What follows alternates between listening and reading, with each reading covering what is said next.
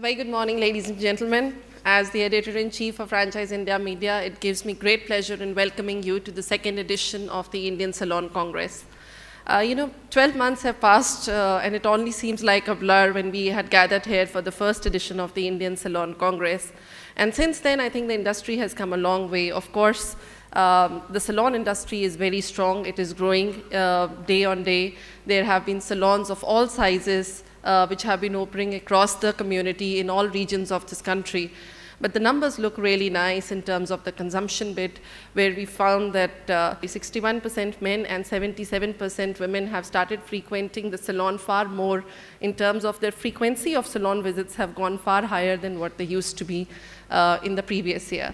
So I think it's a very pro-consumption business today from that sense. At Franchise India, we've been working with the salon industry for a very, very long time now.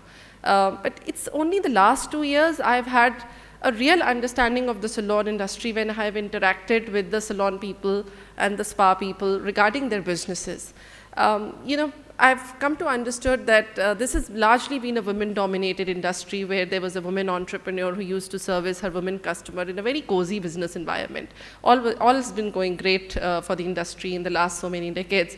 But then suddenly, in the last, I feel 5 to 7 years, the world just became extremely materialistic. And this customer who used to be the neighborhood, who used to love the neighborhood gossip and her great beauty cleansing routine at the salon, suddenly became over-demanding.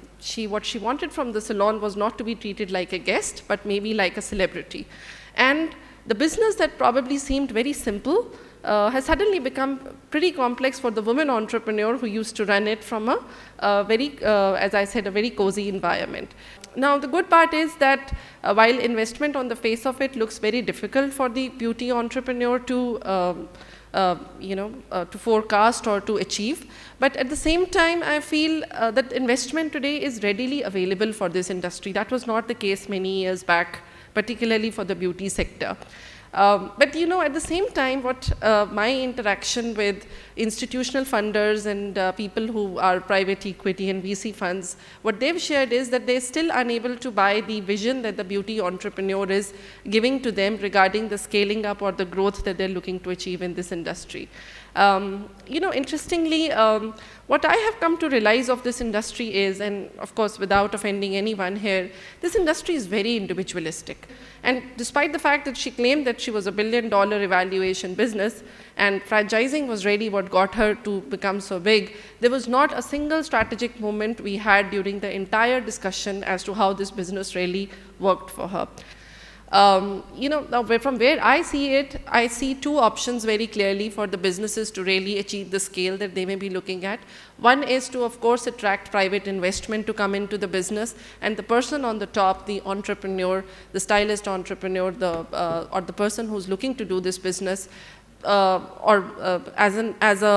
a brand, may want to kind of, then multiply their stores and run the business like a professional entrepreneur.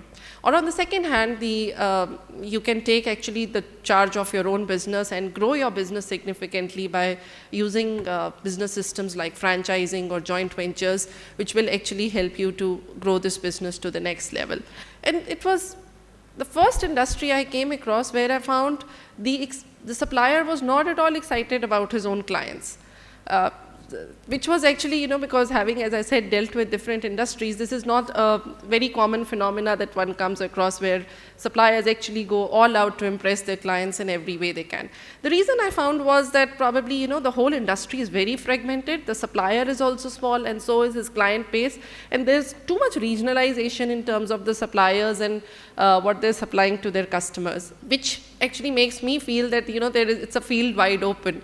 It is for some big supplier to actually come out here and take lion's share of the market and become big. So the opportunity from that front, even for a supplier, is very big, and already in some supplier categories, we're seeing that happening. And I guess with all going right, probably in a bigger level, we would see more suppliers coming and taking big shares in the market. The industry is really today at a tipping point. there is a huge potential for growth. We have all read the numbers, we see the reports, we see the customer probably responding to us positively whenever we try to experiment with our businesses. But it requires some serious amount of collaboration happening today within these businesses. These collaborations need to happen between the supplier and the salon businesses, and also understanding of, and also perhaps a correction in some sense with the salon businesses to not reinvent the wheels completely. They need to kind of focus on how this business growth will happen while remaining grounded as to where and that is the good part about the salon business. The industry is very grounded. They've got their nose right next to the ground. That approach should not be left when the businesses actually decide to take scale. Of course, customer is changing very fast. So indeed, our visions probably need to kind of match with his visions very quickly if these businesses have to grow. Interestingly, we at the editorial desk are known for keeping very big egos when it comes to dealing with the business world, but hats off to the industry, they've kind of even beaten us over there. I feel ego is good. Ego is actually the hallmark of any visionary entrepreneur who decides that takes it in his hand to bring a change. But the important thing is that we need to be the change agents to have that ego and not just cut each other off by having it in place. So I think let's all be the change agents for this growth to happen. At Franchise India, we've organized quite a few events across the industries. In fact, our next show would probably be an education show that we'll do. And I'm very candid to admit that this was perhaps one of the most difficult shows that I had to do, because gathering the whole industry together, it required some tremendous amount of effort for us to actually impress upon them and make them feel that why there was a need to seriously have a thought leadership forum like this to come and realize our business dreams and see the next scale of growth to happen. We might be a small supplier to this industry at Franchise India, though we've been working for their growth needs for quite some time. But I see such huge potential in this industry that we've committed ourselves that the next few years we're going to make some serious commitment in helping this industry to grow. And I think the fact that all of you have come here, I feel you will be the real custodians of change that this industry is going to foresee in the coming years. Mark my words today when I tell you this, the next 10 years of this industry is going to see an absolutely new set of faces who will be actually growing this industry, and some of them is going to be you.